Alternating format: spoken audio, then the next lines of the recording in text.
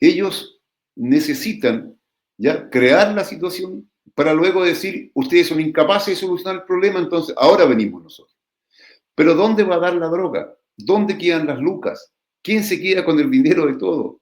¿Dónde están las principales mafias o carteles de la droga? En Estados Unidos. Ellos consumen, ellos tienen destruido a su propio pueblo, ¿no?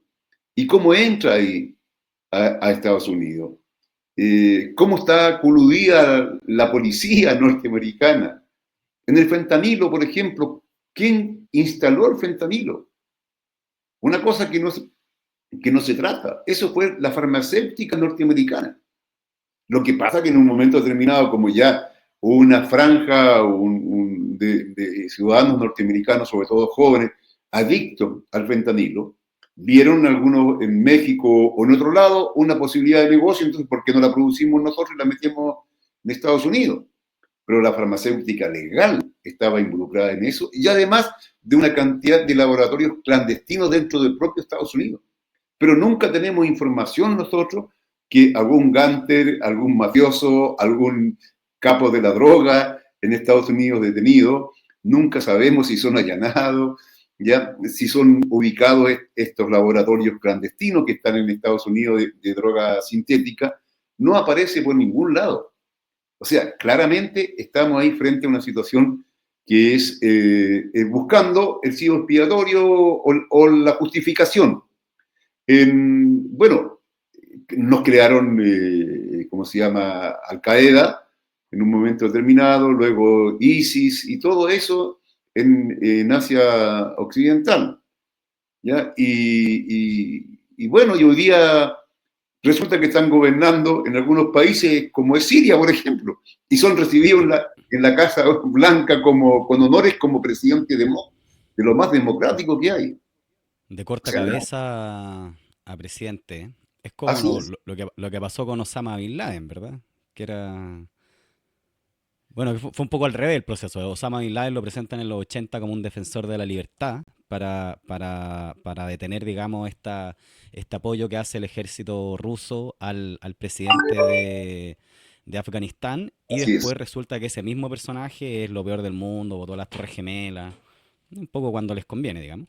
Así es. Miren, profesor, ahí Entonces, estaba compartiendo. No, siga, yo le iba a entonces interrumpir. hay una Termina la idea. manipulación horrorosa, ¿no? Y nos inventan, pero si siempre Estados Unidos ha inventado chivas para poder, eh, ¿cómo se llama?, intervenir. Y en el caso de América Latina, esto es histórico, ¿no? Bueno, tú ves que en su momento en Irak, ¿te acuerdas cuando crearon esa fantasía de las armas de destrucción masiva? Destrucción Y, y masiva. fue, y fue la acción de ellos, criminal, justificada porque alguna vez podrían construir armas de, cuando ya no la encontraron, ¿ya?, de destrucción masiva. Fue una guerra preventiva para prevenir quizás que los niños iraquíes cuando crecieran fueran terroristas. Es que Hay una esto, similitud, hay una similitud, disculpe, en la narrativa que se instaló en esta denominada, este año, en esta denominada guerra de los 12 días entre Israel e Irán, que este ataque que habría realizado Estados Unidos en contra de esta supuesta central nuclear de Irán tendría ese carácter preventivo. De hecho, todo el discurso que ellos instalaron posterior al ataque, y que Netanyahu lo dijo de manera clara y contundente, dijo: agradezco al presidente Donald Trump porque el golpe que se le ha dado a Irán ha hecho retroceder en más de, no sé, 5 años el que consigan una bomba nuclear. Cuestión que sabemos que es completamente falso, y eso fue un show más o menos orquestado, no un golpe letal en contra de Irán. Bueno, pero un poco tiene que ver con lo mismo, ¿no? Esta idea de que haya ataques preventivos para evitar de que mis enemigos se terminen de constituir y me ataquen de vuelta, digamos. claro, y hay cosas que son brutales que mira, que estamos tan ya, se han naturalizado el derecho que tiene Estados Unidos a hacer todas las barbaridades donde esté. Y tenemos, por ejemplo, hoy día el ataque a esas lanchas, ¿no? De, pueden ser de pescadores, pueden ser de narcotraficantes, yo no lo sé. Pero lo cierto es que Estados Unidos tiene la capacidad material, tecnológica, para apresarlos y hacerle un juicio. y ver si quiere, o sea, si ya que está de gendarme, ¿no? Pero no, sin ningún juicio, sin ninguna cosa, te hunden las lanchas y te ahogan a la gente y te la matan, sin saber ni siquiera cómo se llamaban. No hay una lista con los nombres de esa gente que ha muerto en las lanchas. Pueden ser narcotraficantes, quizás, pueden ser simples pescadores, quizás también, ¿no? O sea, todo eso, estamos frente a una situación donde se ha naturalizado, digamos, el carácter de corsario y de pirata esta gente, ¿no? Y en las peores condiciones. Y lo que es peor, que hay gente que te aplaude. Tú viste que, por ejemplo, no sé si viste en el debate ayer, donde Kass y Kaiser eran totalmente partidarios de una incursión terrestre en Venezuela. Yo no pude salir ahí porque justo se me habían acabado porque las limitaciones del debate son horribles. Entonces, 2 minutos no me quedaba ningún segundo y se lanzan el tema de Venezuela. Y no pude dar ninguna opinión, porque no tenía tiempo para hacerlo, ¿no? Pero tú crees que, por ejemplo, Marcos, cuando sale diciendo, y esto es muy delicado de verdad, dice que sí, que es una dictadura, lo de Maduro, yo creo que eso es impresentable. Yo estuve en las elecciones últimas que fue electo Nicolás Maduro y también estuvo Marcos. Estuvo Oye, profesor, Marcos. le Entonces cuento yo ahí una... Ah, quedo con la escucho. situación, paremos. Sí, bueno, seguimos en vivo. Es tiempo de hacer lo correcto junto al candidato presidencial Eduardo Artés. Yo comentarle, profesor, de que yo estuve ayer en los entretelones de este debate de Anatel y ¿Ya? me tocó toparme con este personaje, el Gasmuri, del Partido Socialista, que fue embajador en Caracas hasta este año. No, hasta el año, sí, hasta este año creo, o el año pasado. Bueno, ahí pues viene el quiebre de las relaciones. Entonces yo me acerqué a él amablemente, le dije, mire, yo soy comunicador, he seguido el tema de Ronald Ojeda, el rompimiento de las relaciones, y le dije, a mí me parecen muy extraños varios elementos y cómo la derecha ha ocupado este caso se forzaron ese quiebre de relaciones. Ya. Y él lo que sí me concedía, hay cosas que me concedía y cosas que no. O sea, se adelantó en decir, no, pero Venezuela es una dictadura, porque Venezuela no entregó las actas. Y yo le dije, pero sí, ¿por qué tenía que presentar las actas? De hecho, el procedimiento es al revés, es que si es que alguien denuncia, tiene que llevar su acta al Tribunal Supremo y después, como lo hizo el presidente Maduro, que llevó toda la acta, después el Tribunal Supremo la revisa y dice, no, es que eso no es así. Y yo le dije, bueno, pero el presidente Lula tampoco presentó la acta, porque en el sistema de Brasil hay actas y no las presentó. De hecho, Bolsonaro le dijo que había una estafa electoral porque no las presentó. Ah, no, pero no sé. Y la que no me... Oh, y aparte le dije, ¿y usted considera que Emiratos Árabes y Arabia Saudita son democracia o son dictaduras? No, son dictaduras. Y la que se me olvidó y que no se la pude decir, y yo ese ha sido el mejor ejemplo, le dije, ¿y usted considera que Perú de Dina Boluarte es una dictadura o una democracia? Pero bueno, pero te lo comento porque, claro, acá hay un afán brutal por instalar la idea de que Venezuela es una dictadura y te empiezan a apretar, y si tú no lo dices, que hay como el loquito, ¿verdad? Ah, ¿cómo? Entonces se naturaliza la idea de que nosotros tenemos que andar opinando sobre países de la región, que en un plano, mira, más allá de la izquierda, en un plano de soberanista y de pensar en lo mejor para el país, yo por qué me tengo que andar metiendo en pelea ajena también, que es una de las cosas que yo digo, digamos. Más allá porque, bueno, usted sabe, yo defiendo a Venezuela, usted también, pero no te pido eso, sino que lo que te pido como chileno es mantengamos la relación con Venezuela que sea la más favorable para los intereses del país. Por ejemplo, necesitamos intercambio de información para poder perseguir el crimen organizado y este supuesto tren de Aragua. Necesitamos compartir información con ellos, por ejemplo. ¿No? Y Profesor, además, Nicolás, por ejemplo, mira, luego te voy a contar una cosita bien respecto a Gamburi ahí. Eh, pero además hay una cosa que es real. Cuando estaban las relaciones, por eso que es importante retomar las relaciones diplomáticas, salían, no sé si era un vuelo semanal o 2 vuelos semanales, no me acuerdo, a costa de, ¿cómo se llama?, del Estado venezolano, un vuelo con venezolanos que retornaban. O sea, no era pagado por el Estado chileno ni cosa que se pareciera. O sea, aquí hay un griterío, pero impresionante, que se vayan, que se vayan, que se vayan. Y bueno, entonces había algo que estaba dando un resultado. que había gente, ojo, que hacía filas por tener un cupo en la posibilidad de irse. Hablemos así. Mira, respecto a Camuri, yo te cuento porque tuve ayer una situación con él, porque resulta que cuando estuve en el candidato llegó tu hora, conté lo que el encuentro que yo tuve con Gasmuri en Caracas cuando él era embajador y yo observador. Nos encontramos. Entonces Gamuri viene y me dice, oh Eduardo, qué gusto de verte, y tú sigues siempre en lo mismo.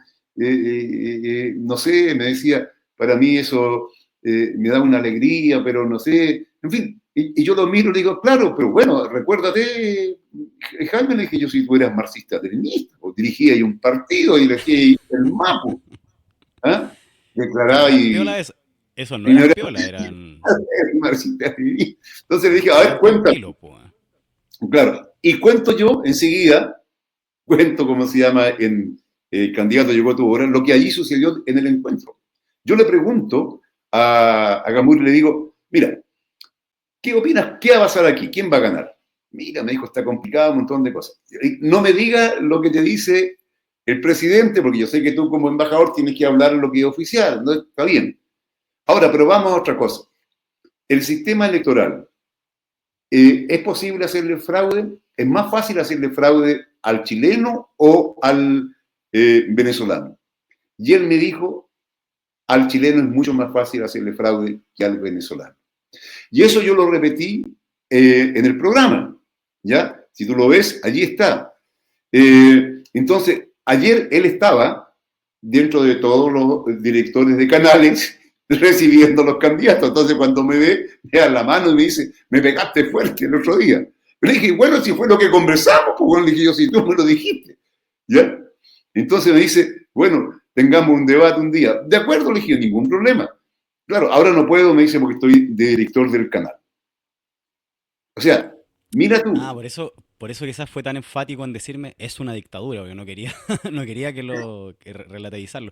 Pero una de las cosas que me comentó también Gasmuri, que creo que aporta al debate, es que en su momento, y a iniciativa del que era el subsecretario Monsalve, que ahora está en todo un entuerto de una acusación de violación, ¿verdad? Monsalve inicia estas gestiones y lo que ellos logran avanzar es no en un intercambio de información, sino que la Fiscalía y Venezuela le entrega antecedentes verificables a Chile sobre los personajes de supuestamente nacionalidad venezolana involucrados en el asesinato de Ronald Ojeda. O sea, lo que hicieron fue, y eso él me confirma esa información, y esa información aparte apareció en prensa y ha sido confirmada en más de una ocasión por el fiscal venezolano, ¿verdad? De que lo que hizo Venezuela fue, le preguntaron, entonces dice, ya, Michael Villegas, ya toma, acá está la información de Michael Villegas. Y ese es una cuestión súper importante, Eduardo, yo lo comenté también con él. ¿Por qué Chile tiene que hacer eso? Chile tiene que hacer eso porque Chile no tiene información fidedigna sobre los venezolanos en Chile. Gasmuri también me lo confirmó. Yo le dije, mire, el Servicio de Registro Civil venezolano está en línea, pero acá en Chile, durante el gobierno de Piñera, se borraron los datos de los extranjeros, en el 2022, del 93 a la época, y después los reconstruyeron a mano. Eso resulta de que en Chile está lleno de venezolanos con identidades falsas, y Chile por esta estupidez diplomática, digamos, porque acá Venezuela rompe las relaciones con Chile porque Chile estaba acusando al gobierno de Venezuela de asesinar a Ronald Ojeda. O sea, lo mínimo es que hayan retirado al embajador. Yo lo saludo y esto fue un problema de Chile, que este gobierno, amparado en la fiscalía, en el fiscal nacional, que fue colocado a pago por Hermosilla y por Piñera, están intentando montarle un caso a Venezuela y por eso Venezuela rompió la relación. Pero lo que él me confirmaba es de que ese convenio, lo único que se tradujo fue en de que Venezuela entregó información verificada que ha sido relevante para poder identificar a estos personajes, a diferencia de que cuando vino Venezuela a Chile y vino el fiscal y solicitó ver el expediente de la causa de Ronald Ojeda y le dijeron que no. Y el mismo fiscal venezolano viajó también me puedo estar equivocando, a Puerto Rico, que era donde tenían a uno de los detenidos, a Michael Villegas.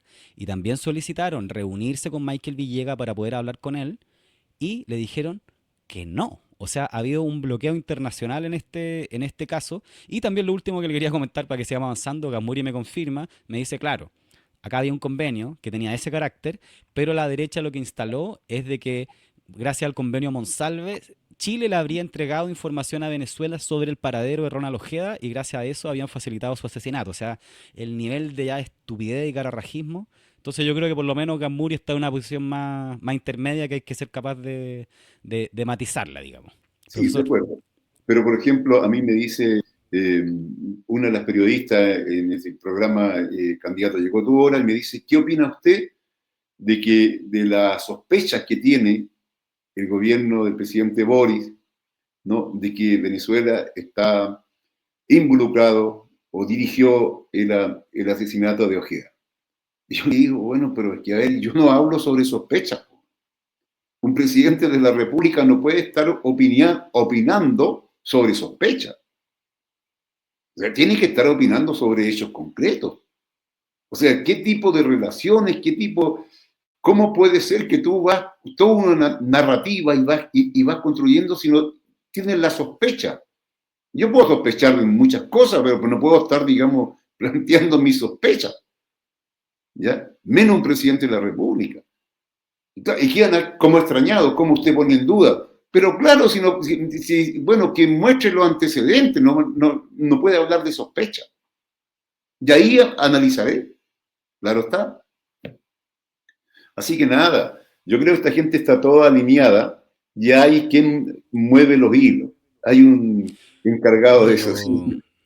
los antecedentes en el caso de Ronald Ojeda son, escuchen bien la audiencia. Esto es lo que sabemos por prensa, porque el expediente es secreto, pero le filtran a la prensa.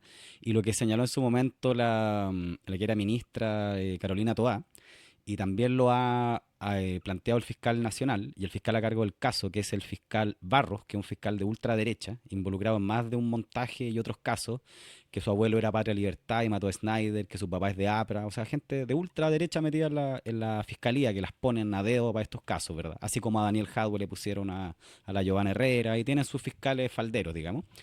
Y la prueba, profesor, es ridícula. O sea, son dos testigos sin rostro, que son testigos de oídas de un chat de WhatsApp, donde supuestamente están con el turco, que es el líder de esta facción del Tren de Aragua, los piratas de Aragua, donde el turco les confirma de que acá se realizó un encargo desde el gobierno de Venezuela. Y es tan absurda la declaración, profesor, no quiero alargarme más en esto, pero es tan absurda de que ellos plantean dos cosas contradictorias. Por un lado plantean de que la operación contra Ronald Ojeda fue comandada, no solo realizada por el Tren de Aragua, sino que fue comandada acá en Chile por un representante del gobierno de Venezuela. El supuesto, no me acuerdo el nombre de este personaje, pero es quien dirige la DGCIN, que es la supuesta policía secreta de Maduro. Y él vino a comandar la operación. ¿Se acuerda, profesor, de que cuando esto ocurre empiezan a decir, no, están vestidos de militares, tienen formación Ajá. militar, el tipo de tortura que se realizó es la misma tortura que Ronald Ojeda relata en su libro, que él sufrió de manos de la DGCIM, todo este tema? Entonces involucran a este personaje, pero al mismo tiempo, dicen, que es lo que dicen estos testigos, es de que el pago no se realizó en Chile, sino que se realizó en Perú por parte de este mismo, de Granco se llama quien dirige la DGC. Entonces mi pregunta es, si es que le fue a pagar al turco a Perú, ¿para qué vino a Chile? O sea, ¿por qué no trajo la plata a Chile? Y por otro lado, si contrataron a los de la facción del Tren de Aragua, ¿para qué vinieron? ¿Para qué iban a arriesgar a que agarraran a un representante del Estado venezolano si tenían al Tren de Aragua al cual le estaban pagando? Último dato que le dejo, profesor, y lo pueden verificar en el YouTube de Revista de Frente. Yo he hecho una investigación bien profunda sobre este tema. Ronald Ojeda, cuando ocurre el estallido social, ya estaba en Chile. Y hay una imagen que muestra a Ronald Ojeda, o a posiblemente a Ronald Ojeda, en diciembre del 2019 participando en el mayor robo de armas de la historia reciente de Venezuela, que se llamó la Operación Aurora. Y yo tengo una imagen que encontré donde aparece Ronald Ojeda con un pasamontaña, con un uniforme de la temible de Gesín, que lo había torturado, digamos, eh, participando en este robo de armas. Yo esto lo dije una vez en Sin Filtro y después, bueno, se metieron en redes la hermana Ronald Ojeda, esto es mentira, pero a mí nadie me ha sacado este punto. Este tipo, con el auspicio de Chile, operaba realizaba operaciones extraterritoriales terroristas en Venezuela, y ahí es 2 más 2 es 4, profesor. Si yo ando entrando y saliendo ilegalmente a un país, ¿quién me hace entrar y salir ilegalmente? Los narcos, po, weón. ¿Y quién te pasó armas? Los narcos. Y la casa de seguridad que tenían en Cúcuta antes de entrar a Venezuela, ¿quién te la pasó? Uribe y los paracos, po, weón. Así es. Entonces, pero bueno, bueno,